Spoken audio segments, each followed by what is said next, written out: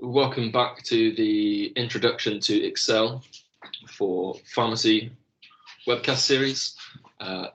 This webcast is going to be covering some basic statistics by hand that involve things like the mean, the standard deviation, standard error, the range of a data set, and at the end is going to show you how to use one of Excel's native built-in descriptive statistics packages.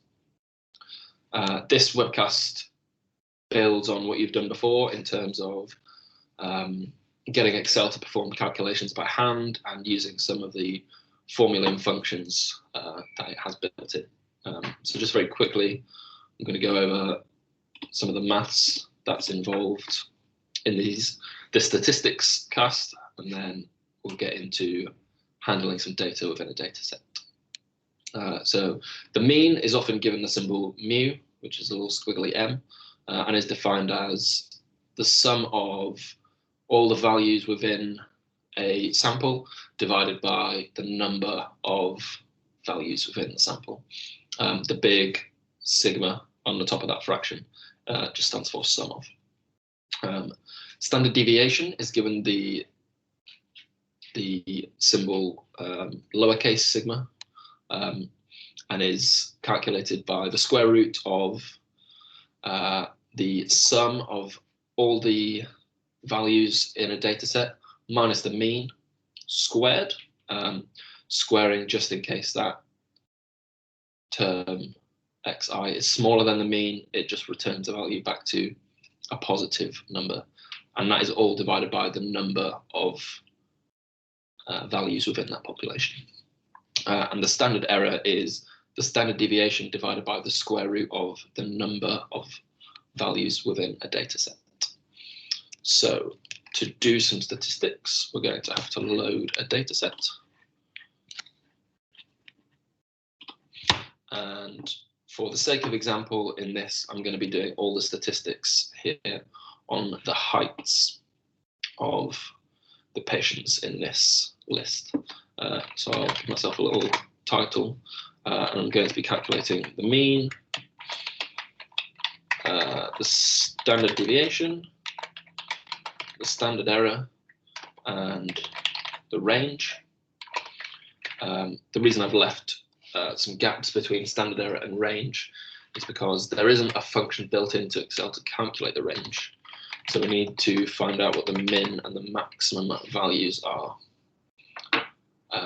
So the mean is just calculated with the function equals average open brackets. And I'm going to click and drag all the way down my data set to fill the function with the array that I want. Close the brackets, press enter.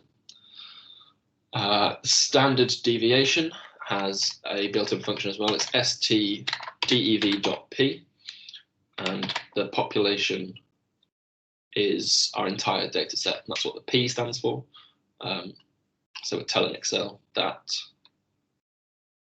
the data set that we've got is the whole population that it needs to worry about when it's doing the standard deviation calculation. The standard error is equal to the standard deviation divided by the square root, which in Excel is the function sqrt, and the number of numbers within our array.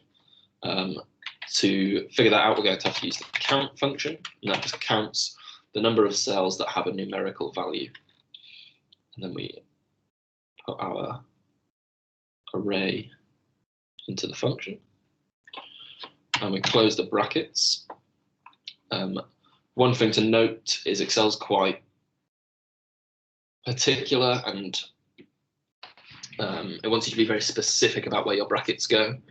So you should be able to see that I've got 3 open brackets and 1 closed bracket, so those need to match up. If they don't, so I've currently only got 2 closed brackets and 3 open brackets. Excel does quite helpfully color code the brackets for you so you can see them.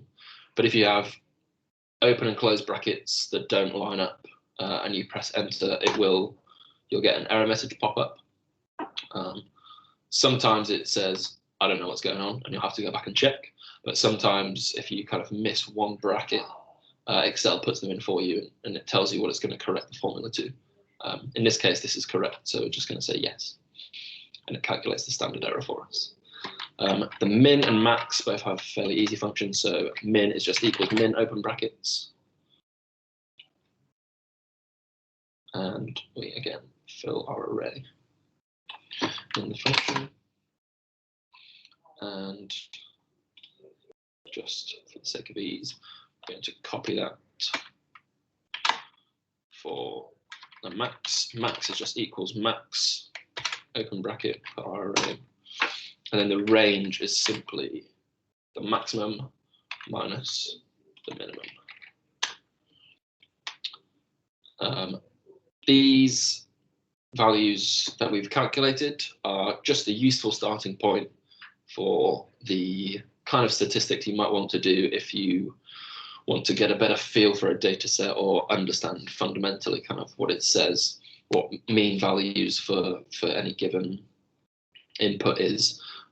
Standard deviations and error tell you about how spread those values are, about the mean and how precise they are, and how kind of wide and varied your data is.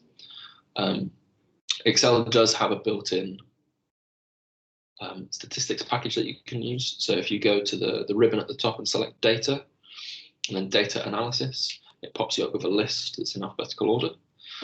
Scroll to the descriptive statistics option and press OK. And you get this little dialog box open up. The input range is what cells do you want it to perform statistics on, and you have to tell it how the array is grouped. So this is a column array because it's in column E. So we're going to select column. There is in the first row not a label. The first row is a value. So we're not going to tick this box.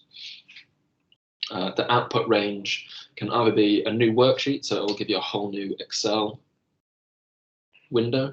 It can be a new workbook, which is just in a different sheet, or you can have it output in a range within the sheet that you're in. So I'm going to select this one here because that's where I want to put it. Press enter. And we do want some summary statistics. We're going to use a 95% confidence interval, and we're going to tick the confidence level for the mean and press OK.